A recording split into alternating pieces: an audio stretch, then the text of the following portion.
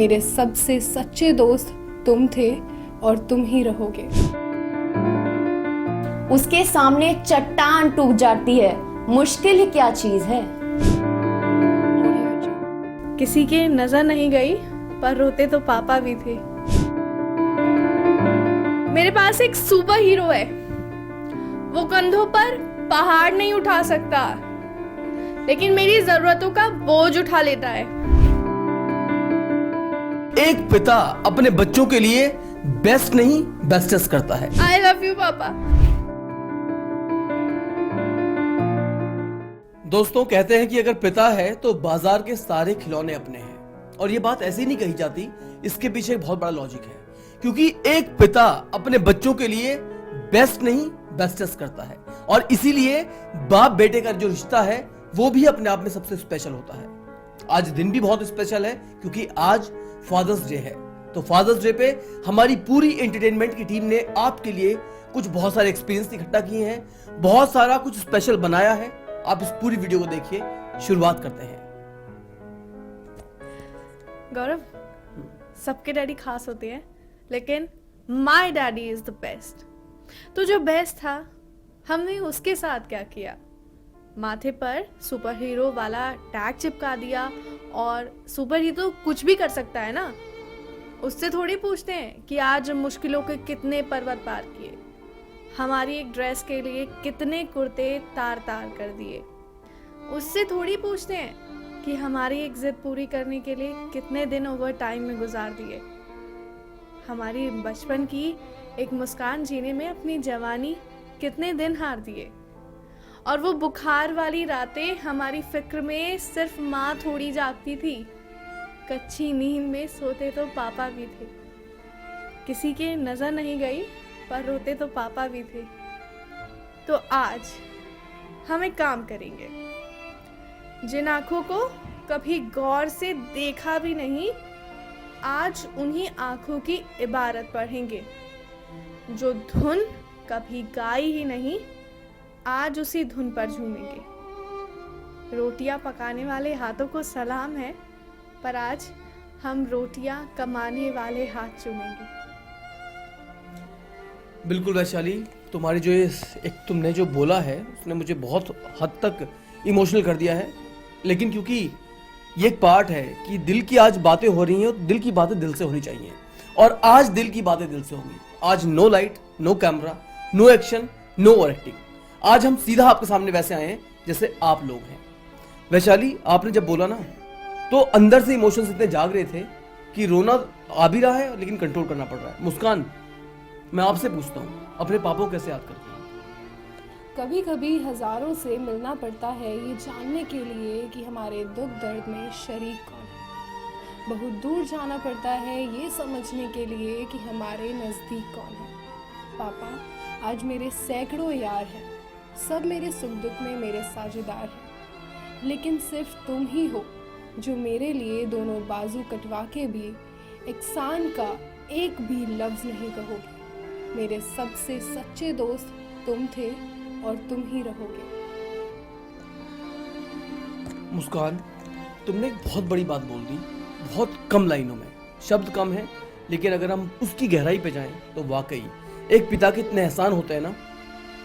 जैसा कि वैशाली ने जिक्र किया था कि बच्चा बीमार होता है तो लोगों को दिखता है सिर्फ माँ जागती है, लेकिन कच्ची नींद में तो पापा भी सोते हैं। सिर्फ तुमने भी ऐसी बात की है कुछ कि कितना तो कई है हमारे, लेकिन पापा जैसा सच्चा कैसे? दिलदार है वो हमारे पापा। वो हमारे पापा हैं। शिवानी, मैं आपसे पूछता हूँ, अपने पापा के लिए आज 2 लाइन कह दीजिए।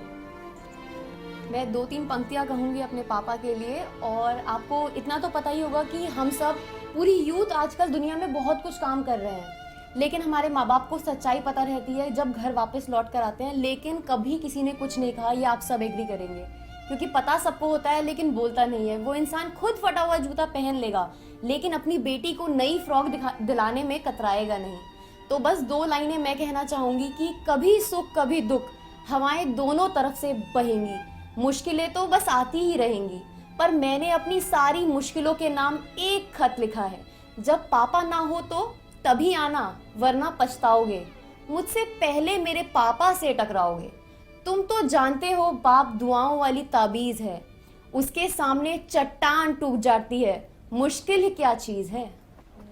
एक्सीलेंट एक्सीलेंट, वाकई बहुत अच्छा बोला है शिवानी, क्योंकि हर बच्चे के लिए ना उसके पापा उसके रोल मॉडल होते हैं, उसके पापा उसके पहले मेंटोर होते हैं।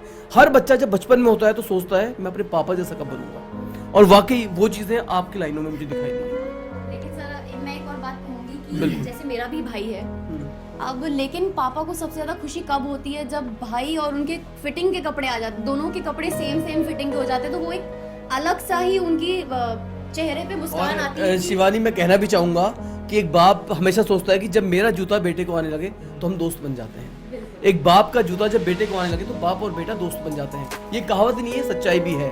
आज बेशक हमें लगता है कि हमारे बच्चे छोटे हैं, कल को जब वो बड़े होंगे तो हर दिन ऐसा लगता है कि ये कब जल्दी से बड़ा होगा, कब ऐसा होगा कि कहेगा पापा आज आपकी टी शर्ट मैं पहनूंगा। तो ये एक इंतजार रहता है और वो सिर्फ एक बाप समझ सकता है। रोहित, क्या कहना चाहोगे पापा के लिए? यार पापा बड़े बेदर्द थे आप। बचपन में चलते चलते मैं गिर जाता तो माँ गोद में उठा लेती थी और आप गोद से पकड़कर फिर ज़मीन पर रख देते थे। कहते थे मजबूत बनो। स्कूल का पहला दिन, पहली बार मैं अजनबी लोगों के बीच अकेला खड़ा था। इतना रोया कि 4 दिनों तक आंखें लाल थी।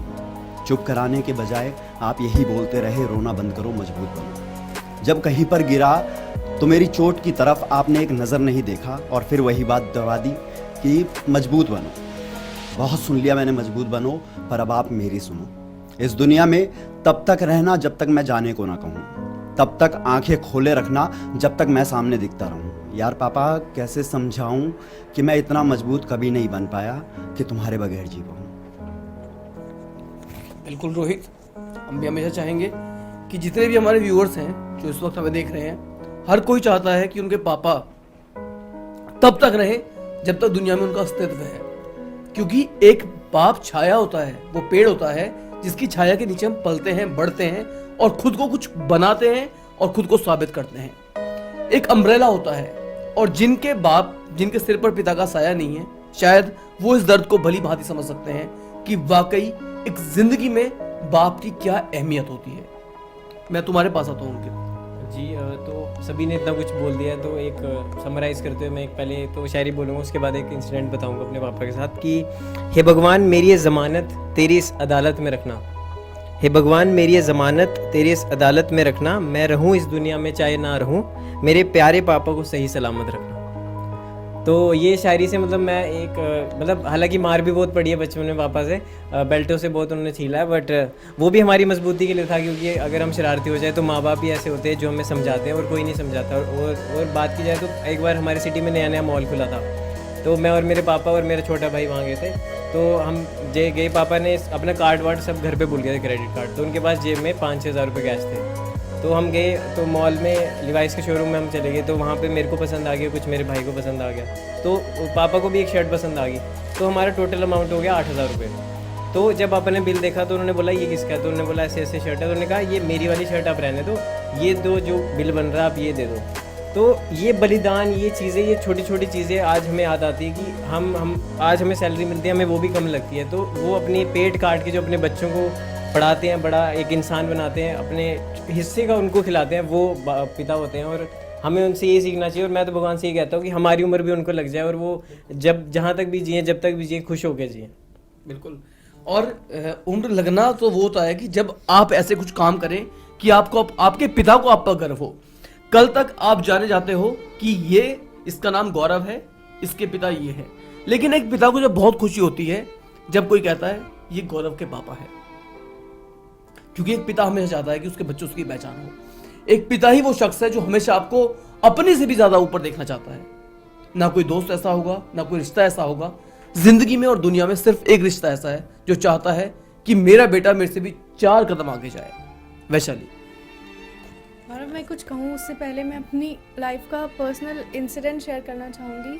मैं आज यहाँ पे बोल पा रही हूँ सबके सामने, बहुत कॉन्फिडेंट हूँ, बहुत अच्छे से अपनी बात रखती हूँ, लोग मेरी बात सुनते हैं, लेकिन मुझे इस काबिल बनाने वाले मेरे पापा हैं। मेरी मम्मी ने मेरा बहुत साथ दिया है, हर चीज़ में मेरे साथ खड़ी नहीं है, लेकिन अगर मेरे पापा मेरे साथ नहीं घूमते हर जगह तो शायद मैं यहाँ नहीं होती।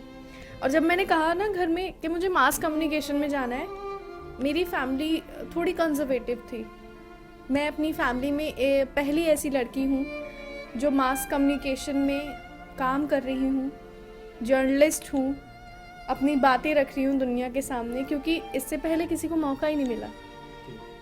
इससे पहले क्योंकि अगर मेरे पापा उन रिश्तेदारों से नहीं लड़ते जो ये कह रहे थे कि लड़की है क्यों ले जा रहे हो, बिगड़ जाएगी, शादी नहीं होगी। अब मतलब अगर मेरे पापा नहीं होते ना उन रिश्तेदारों की बोलती बंद करने के लिए, तो शायद मैं आज यहाँ नहीं खड़ी होती। अभी तक मेरी शादी हो चुकी होती, मैं और किसी कंजर्वेटिव फैमिली में जाके उस घर को आगे बढ़ा रही होती, अगर मेरे पापा ने स्टेप नहीं उठाया होता। आज मैं जो भी हूँ मेरे पापा की वजह से हूँ। और कहते हैं ना कि हमारी इंडियन कल्चर्स में कई ऑर्थोडॉक्स फैमिलीज ऐसी होती है जहाँ बेटे को ज़्यादा तवज्जो दी जाती है, लेकिन मेरे घर की बात की जाए ना, मेरे 2 छोटे भाई और हैं, लेकिन लाडली मैं ही हूँ। बात मेरी ही सुनी जाती है, मेरे ही नखरे उठाए जाते हैं, और मैं जो कह देती हूँ वो मेरे मम्मी और पापा दोनों के लिए ऐसी हो जाती है पत्थर की लकीर, हमारी बेटी को ये चाहिए। और अब मैं अपनी लाइफ के एक ऐसे फेज में हूँ कि बहुत जल्द मैं अपनी इस फैमिली को छोड़ दूंगी, मैं किसी दूसरी फैमिली का हिस्सा बन जाऊंगी। लेकिन मैं कहना चाहती हूँ कि अगर जो मेरी फैमिली है, जो मेरे पापा हैं, अगर वो नहीं होते तो कोई वैशाली नहीं होती और कोई की वैशाली की बातें नहीं सुन रहे होता। मेरे पास एक सुपर हीरो है, वो कंधों पर पहाड़ नहीं उठा सकता, लेकिन मेरी ज़रूरतों का बोझ उठा लेता है। उसे आसमान में उड़ना नहीं आता, लेकिन मेरी उलझनों की चुटकियों में उड़ा देता है। वो मेरे लिए जागता है, बसों में भागता है, मुश्किलों से 2-4 समंदर हर रोज लांघता है। मुझे किसी सफेद घोड़े वाले शहजादे का इंतजार नहीं, मेरे सुपर हीरो मेरे पापा हैं, और उनसे ज्यादा मुझे किसी से प्यार नहीं है। आई लव यू पापा। मैंने आज तक कभी नहीं कहा मेरे पापा को आई लव यू।